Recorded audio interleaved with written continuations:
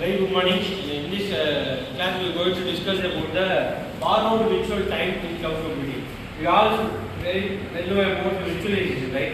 What is virtualization? We discussed in the previous class, right? So here virtual time. So virtual time is nothing but it is a term used in the computing devices to manage the resources, how the process doing that is the computing system. So here we have the borrowed virtual time in cloud computing. So the main concept of borrowed virtual time is to allocate to reduce the latency. Can anyone answer what is latency? To support low latency, and also we have borrow the virtual time from the waiting resources. So here the concept, the topic here, borrowed virtual time. Let's start with the borrowed virtual time. Before that, we have studied what is threads, what is process in operating system, right? In your operating system concept, we have threads. Can anyone answer what is threads? Just is a recall thing. The program is nothing but it is an instance of set of instructions done with a specific language to complete a process. Right? That is a program. What do you mean by process?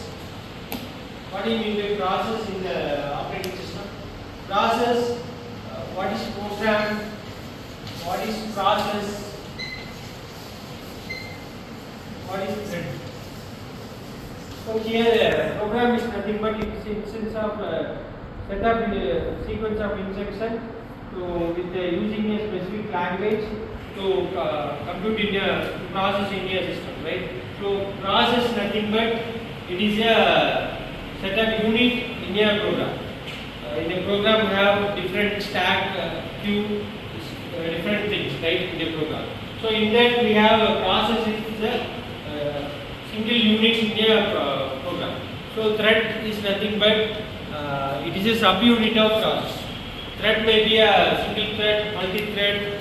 In the CPU scheduling, in the operating system, we have learned few things about the CPU scheduling, right? So in the CPU scheduling, thread plays a vital role. Thread is a single thread, multi-thread based upon the thread process. Thread working in CPU scheduling, the entire system speed will be managed. So coming to our topic here, so borrowed virtual time in cloud computing, it is reduce the latency and allocate the resource for the all kind of jobs. For example, we have different jobs at a time. There might be a n number of jobs in a requesting for processing. We all know this process, it is imagine it is a scheduler.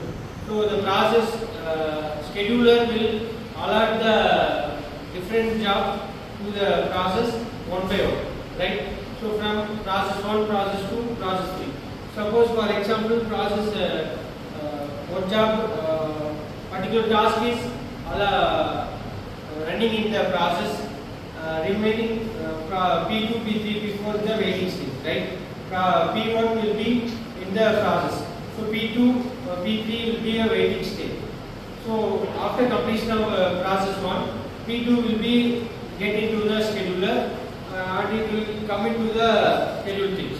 So here the BVT is nothing but it is a borrowed virtual time to allocate the resource for the all kind of schedule.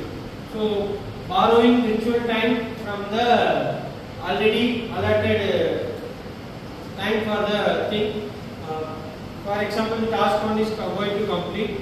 The unwanted wasted of time, waited time in the CPU will be reduced.